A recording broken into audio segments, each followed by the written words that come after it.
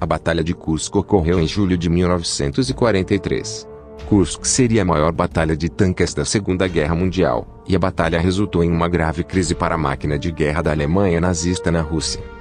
A Operação Barbarossa mostrou o poder da guerra blindada, quando Hitler lançou Blitzkrieg no Exército Vermelho. Juntamente com o apoio aéreo, os tanques da Luftwaffe rasgaram faixas entre as massas do exército da Rússia.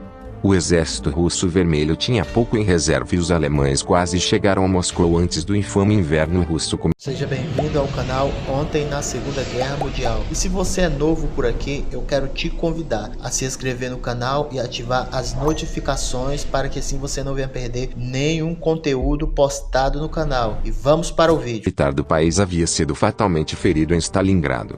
Um retiro contínuo também encorajaria o trabalho dos guerrilheiros russos reunidos no oeste de seu país, esperando para atacar um exército em retirada. Portanto, para o moral do exército alemão, o alto comando alemão teve que organizar uma ofensiva maciça contra a Rússia, apenas para provar que as forças armadas alemãs, que estavam na Rússia ainda eram poderosas e uma força a ser reconhecida. Uma ofensiva alemã bem-sucedida, teve consequências militares óbvias para os alemães. No entanto, eles também esperavam forçar uma política.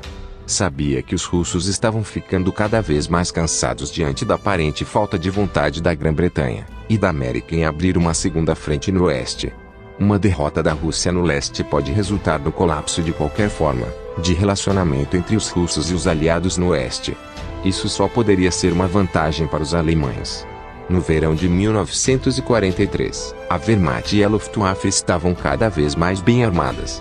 O setor industrial alemão, liderado por Albert Speer, estava se expandindo em ritmo acelerado, apesar do bombardeio da Alemanha pelos aliados. Em 1942, a Alemanha produziu 5.700 tanques médios e pesados. Em 1943, isso aumentou para 11.900.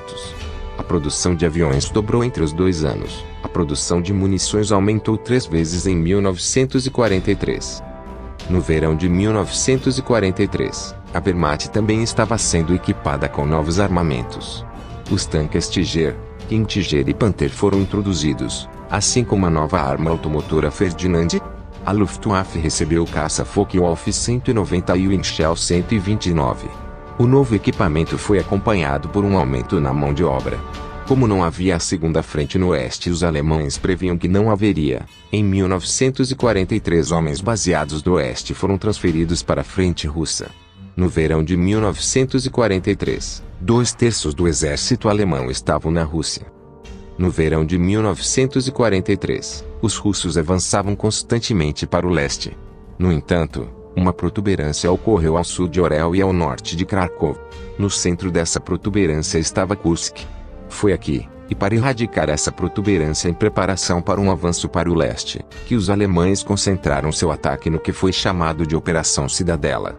Se essa protuberância não fosse retirada, havia toda a chance de os russos usarem as tropas que haviam colocado ali para lançar um ataque aos alemães em Orel e Kharkov, mas atacando por trás deles, prendendo os alemães entre duas forças russas. Hitler apoiou o ataque em 15 de abril de 1943. Sua ordem afirmava que essa ofensiva é de importância decisiva. Deve terminar em sucesso rápido e decisivo. Todo comandante, todo soldado particular, deve ser doutrinado com consciência da importância decisiva dessa ofensiva. A vitória em Kursk será um farol para o mundo inteiro. Para o ataque a Kursk, a Alemanha havia agrupado 900.000 soldados na região, 10.000 armas de artilharia, 2.700 tanques e 2.000 aeronaves. Cerca de 3/4 de toda a força militar da Alemanha estava concentrada na área. As unidades elite Luftwaffe foram encomendadas lá. Hitler ordenou que não deve haver falha. Aviões de reconhecimento fotografaram todos os sistemas defensivos que os russos haviam construído. Nenhuma ofensiva foi preparada com tanto cuidado quanto esta. General Melentin. No entanto, os líderes militares da Rússia não estavam sentados à toa. A inteligência deles os alertara para uma enorme ofensiva alemã. Eles sabiam onde estaria, os números envolvidos e o suficiente para começar. Eles decidiram uma estratégia defensiva para permitir que os alemães se desgastassem. A defesa de Kursk foi colocada nas mãos de 2 generais, Rokossovski e Vatutin. em preparação para uma contraofensiva, maciça e também para ser usada se os alemães tiverem sucesso inicialmente. Uma enorme força de reserva se baseou na retaguarda liderada por Koniev. No comando de todos esses homens estava Mazalzukov. Os russos também haviam colocado um grande número de homens e equipamentos no bojo de Kursk. 1,3 milhão de soldados estavam lá, 20 mil peças de artilharia, 3.600 tanques e 2.400 aviões. Os russos haviam adivinhado onde os alemães tentariam usar seus tanques em profundidade e colocaram um grande número de suas armas de artilharia antitanque ali. Trincheiras e outras armadilhas antitanque foram cavadas. A profundidade das defesas incluiu a colocação de 400 mil minas, o que equivale a 2.400 minas antitanque e 2.700 antipessoal a cada quilômetro, mais do que na Batalha de Moscou e na Batalha de Stalingrado. Em junho de 1943, 300 mil civis estavam ajudando os russos a construir defesas em torno do saliente de Kursk. Eles repararam 1.800 milhas de estradas e cavaram milhares de milhas de trincheiras. Prisioneiros alemães capturados por tropas de choque russas antes do início da batalha disseram aos russos que o ataque seria no dia 5 de julho. Para antecipar o ataque, os russos lançaram um massivo bombardeio de artilharia às 2 da madrugada do dia 5 de julho. Isso teve um impacto no moral dos alemães, pois ficou claro que o plano deles havia sido comprometido. Depois que o bombardeio terminou, levou quase 2 horas para os alemães se reorganizarem. A Alemanha iniciou seu ataque às 4h30 da madrugada com uma barragem de artilharia. Um ataque de tanque e infantaria começou às 5h30 da madrugada após a chegada da cobertura aérea. O impulso principal continha 500 tanques pesados na frente, apoiados por médios atrás e infantaria atrás deles. Os alemães tentaram romper em 4 ocasiões. Eles ganharam 10 quilômetros de terra nas primeiras 24 horas de luta, mas a um custo. 25 mil homens foram mortos ou feridos, 200 tanques e armas de autopropulsão foram destruídas, e 200 aeronaves. Um padrão semelhante ocorreu nos próximos dias. Ataques ferozes alemães foram recebidos com feroz defesa russa. Em 10 de julho, o 6º Exército Alemão havia perdido 2/3 de seus tanques. Até os poderosos tanques Tiger foram vítimas das armas antitanque russas. Os comandantes de tanques russos também aprenderam rapidamente que, se atacassem um Tigre de lado, sua armadura era mais fina e mais vulnerável. A maior batalha de tanques da Segunda Guerra Mundial acontece no dia 12 de julho. No total, 1.500 tanques estavam envolvidos em Prokhorovka, a cerca de 80 quilômetros ao sudeste de Kursk.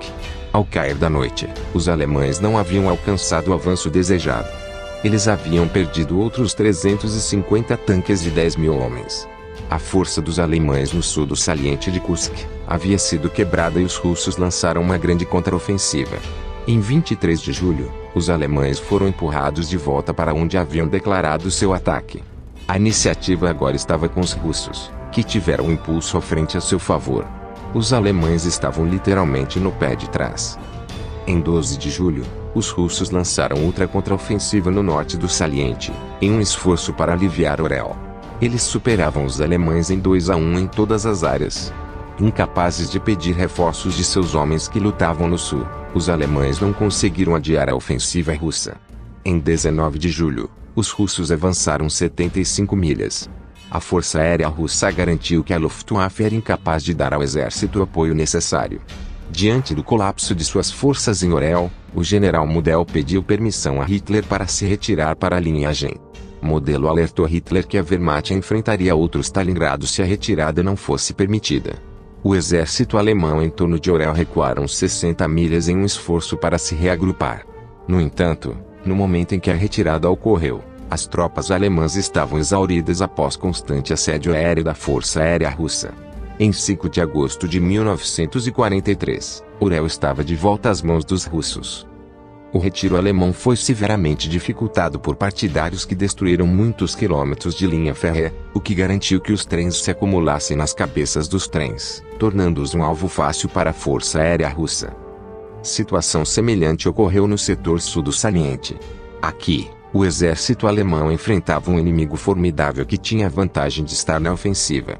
Nesse setor, os alemães tinham 300 mil homens e cerca de 600 tanques. Os russos tinham quase 1 milhão de homens na região, incluindo reservas e muitos outros tanques. A contraofensiva nesse setor começou em 3 de agosto e 2 dias depois as forças russas entraram em Belgorod. Os guerrilheiros que operavam nessa área descarrilaram mais de 1.000 cargas de tropas em agosto, um fator importante para explicar por que os alemães não podiam transportar seus homens com facilidade. O moral entre as tropas alemãs que lutaram neste setor despencou. Em 13 de agosto, os russos haviam rompido as defesas externas da cidade de Kharkov e, em 23 de agosto, a cidade foi libertada. A retomada da cidade de Kharkov é vista como o fim da Batalha de Kursk. A Batalha de Kursk teve grandes consequências para os alemães. Foi a última grande ofensiva lançada na Rússia. Agora, suas forças apenas enfrentaram retirada e tentaram deter o ataque do Exército Vermelho. Os danos materiais causados ao exército alemão foram enormes. 500.000 de homens foram mortos, feridos ou desaparecidos. Vastas quantidades de armadura foram perdidas.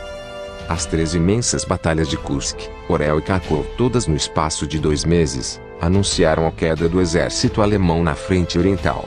O exército alemão ficou no chão muito danificado.